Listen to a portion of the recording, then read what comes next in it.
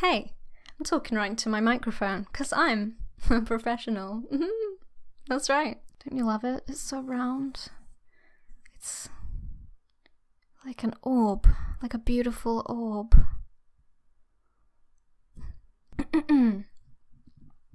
Hi, I'm here to talk about Rae Jepsen once again, and her impact upon the deepest parts of my soul. The places within me that contain depths of unexpected lumpy seaweed that you step on and kind of grimace at because you did not expect them to be there and you just stepped on them and they feel very weird. You know those parts of the human psyche? The seaweed parts. I'm a psychologist. Listen, we have great times constructing elaborate fantasies about Rae Jepsen and her big sword online, writing 30,000-word fanfiction pieces about how she retrieved her sword from the lake and saved Camelot through a catchy yet deadly physical manifestation of a rhythmic synth or whatever. But I have many thoughts about her musical world, and I'm going to tell you some of them now. Yeah. But I'm not going to say I'm done at the end, because with Carly, I'm never done.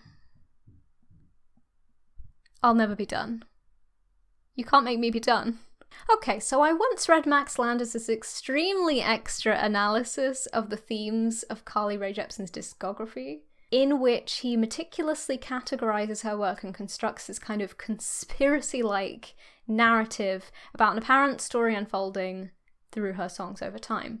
It's interesting to me in the way it approaches, in particular, the theme of limerence, and also maybe the visual imagery of being underneath a blossom tree as a repeating theme cropping up in her work.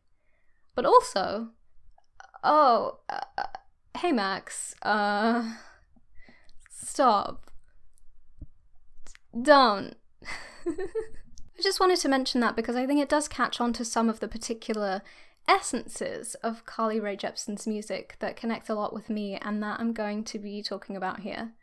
And while that essay is way stressful, and by Max Landis, it also kind of informed some of my thoughts about our Lord, our sweet queen of the night, Rae Jepsen.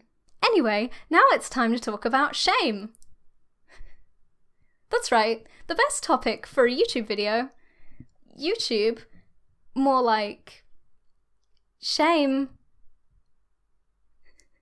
Shane Dawson, more like Shame Dawson, am I right? When we listen to music, in many cases it acts as a sort of externalizing of our emotional state. A kind of physical manifestation of our thoughts and feelings, in the form of tasty sounds vibrating out into the air like little demons. Much of our enjoyment of music comes from this weird connection between the sensation of hearing music and the emotionality that comes off of that, right? It's why I, for example, feel a uniquely calming sense of bliss when I listen to the Baby Shark song. Because to my questionable brain, it hits all the right switches. It's catchy without being inane enough for all the bitterness of a gamer who just died in Super Mario 3D Land for the second time, to resonate instantly through my body. It's about sharks, which is obviously a plus because sharks rule and I would give any of them my life if they asked for it. It's cute. It makes me smile. It's Baby Shark. Baby shark doo doo doo doo doo doo. Baby shark doo doo doo doo doo doo. Baby shark doo doo doo doo doo doo. Baby shark. I love Baby Shark so much. Listen, Boss Baby is over. It's Shark Baby. It's Baby Shark now, okay? Forget about that Boss Baby, okay? We unionized and now it's sharks. Thanks. I'm calmed by Baby Shark.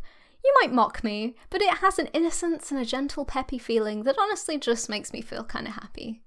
And this is sort of similar to some feelings I have about Rae Jepsen. Whether you're listening to the intensely danceable and iconic experience we have come to know as emotion, or the follow-up of expertly crafted funky B-sides, Emotion Side B, or the more straightforward, teen-focused pop style of the album Kiss, Which House Call Me Maybe, a song that seems like it was made to be blasted from the car of a child. A child is driving this car. Does the child own the car? I don't know.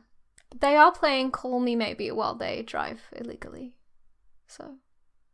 Or perhaps her earlier, more musically introspective and gentle and guitar-based work, but also brooding, because I mean, of course it was brooding. Wasn't she like 12 or something? Sitting under a tree, strumming her guitar, too big for her body. A tiny little baby Carly Rae Jepsen singing these sad little heartbreak songs. Whatever it is you're listening to, there's a focus running through much of it that deals with shame. I wrote a note in my phone when I was having the first little threads of ideas about making this video. And that note said, Lily, it's creepy to feel love. Well, when it comes down to the core of emotionally experiencing Carly Rae Jepsen, this is why I love and resonate with her music so much, because throughout it all, she endlessly expresses these wild, ridiculous, very intense, very extra, nonsensical, and kind of dark manifestations of love and obsession, and a chaotic confetti of pain and personal suffering connected to those things. Ah, suffering. Taste it. The finest spice. The finest spice. She has a few songs about just really wanting to cheat on your boyfriend or get with someone who you know is attached and also terrible. And it's like, wow, it's problematic, yet funky. These songs can be uncomfortable to listen to, and also, you know, if you hate it for its treatment and framing of the subject matter, then yeah, that's fair. It's not very nice. It doesn't take into account the unseen pain of the other parties, the whole picture of hurt. But maybe that's the point, because songs like This Kiss and I Know You Have a Girlfriend are about one person feeling things, and maybe being conflicted about them, and being angry and feeling betrayed to some extent by their own body and mind, but also about just expressing difficult and complex emotion, shameful emotion, in a space that doesn't necessarily operate under shame. These examples, along with maybe The Store, because it's literally about abandoning someone without explanation because you can't face being emotionally available enough to be straight with them, are difficult because the scenarios they display show clear harm, and because of that I do find them uncomfortable on different levels at different times when listening to them. But underneath that, I find the exploration of an honest feeling with, yes, perhaps some guilt, but not so much a framing of shame, interesting.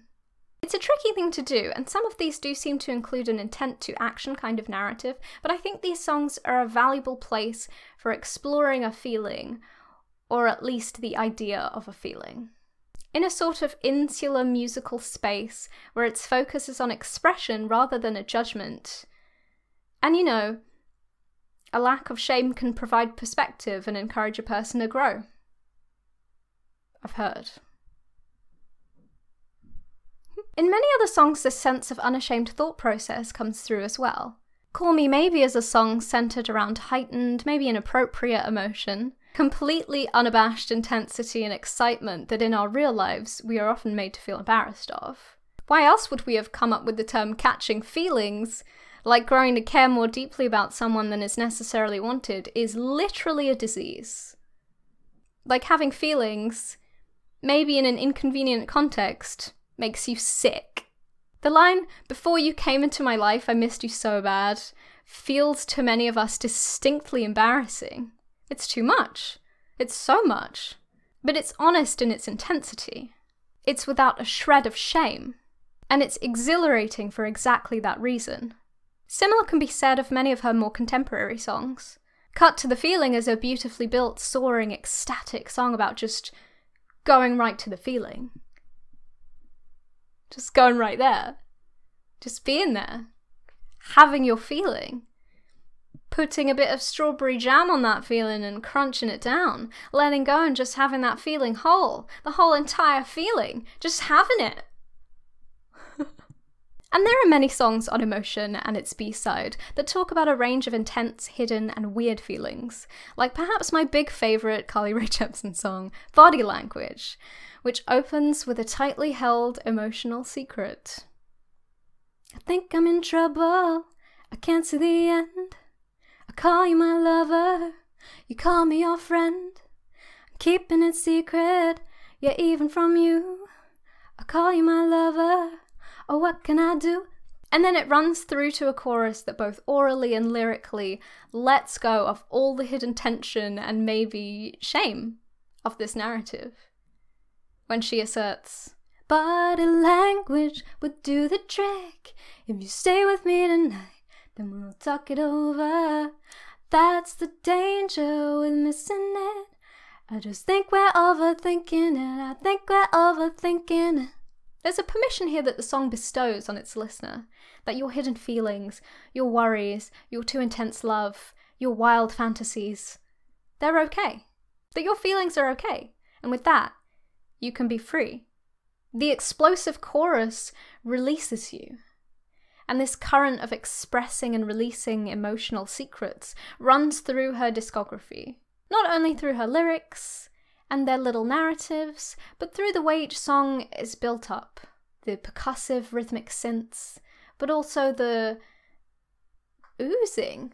Wow, I really wrote oozing in the script. Oozing, great.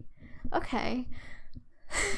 Me remembering my script live. The percussive rhythmic synths, but also the oozing, twinkling expression of desire and validation on all that. A song co-written with 𝓉𝒽𝓾𝓈, who is also really good at that. Listen to Blood Orange. I mean, you do already, but listen to Blood Orange. And of course, there's a once again soaring feeling and indulgence in fantasy and unbridled joy on Favourite Colour. Such a blissful song. All of these songs have such a sense of acknowledgement to them. Our feelings, whether painful, inconvenient, unpalatable, or maybe even hurtful, are simply there. And this treatment of emotion in Carly Rae Jepsen's songs is something I value a lot. Because shame doesn't aid growth, but synthpop does.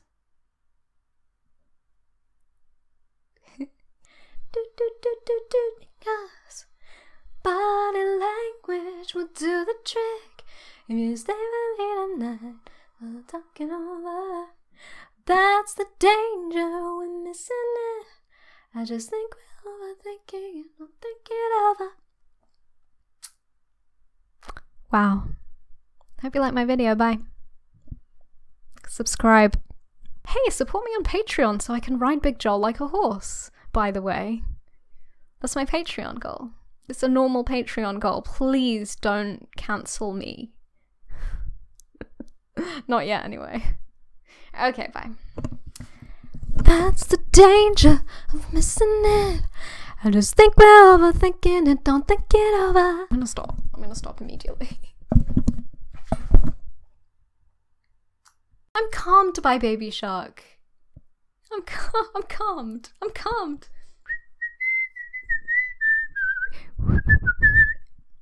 Like perhaps